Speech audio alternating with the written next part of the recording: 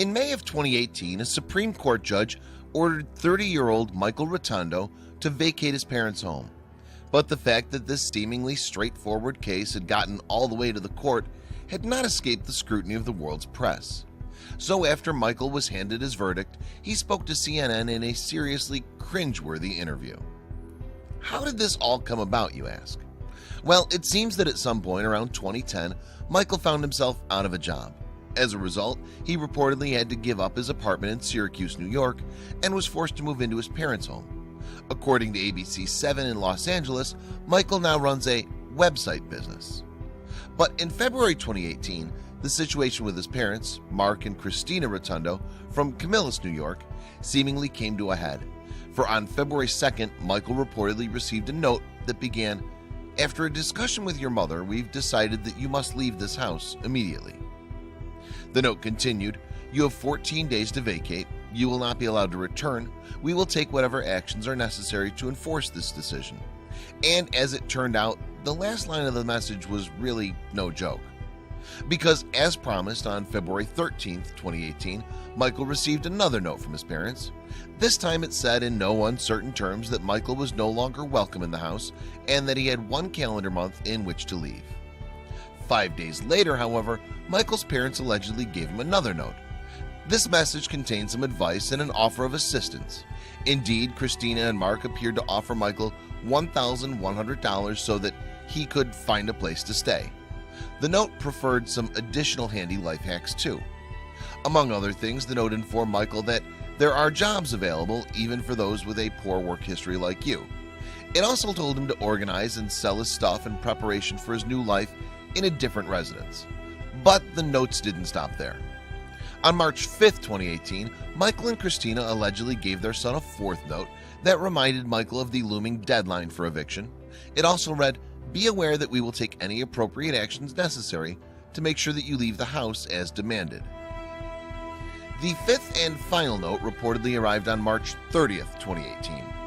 In it, Michael's parents suggested potential ways in which their son could deal with a problem with his car.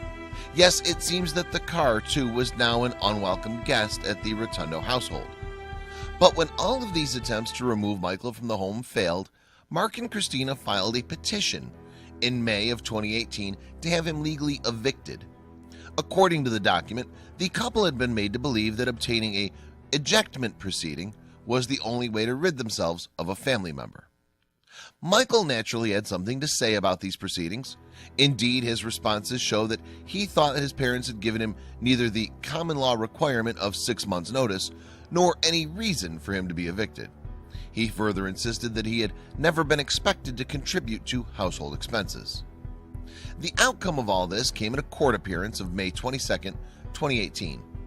During the proceedings, State Supreme Court Justice Donald Greenwood reportedly did his best to encourage Michael to leave the property of his own accord. And when even this failed, he simply ruled that Michael should be evicted. The judge also told Adult Protective Services to look further into the case. Apparently, the jurist was worried about all that had been happening within the family. By this point then, at least 6 cameras were on hand to record the widely publicized conclusion to the story. All of which leads us to Michael's excruciating performance on CNN. The interview, which took place on May 23, 2018, just one day after the ruling from the court, the CNN anchor Brooke Baldwin later confessed that it was one of the more surreal interviews she's taken part of here in the last little while. So, what happened? Firstly, not long after the interview begins, Michael asks the question that was no doubt on everybody's lips. "Why don't you just move out of your parents' house, like tomorrow?" she says. Michael responds that he doesn't currently have the means to do that, but that he had an idea of how to make money. Michael also insists that he doesn't believe he should have to provide for himself or move out right away. And about his parents' actions, he said, "I would consider much of what they're doing to try to get me out as a tax. I don't like living here, but I need reasonable time."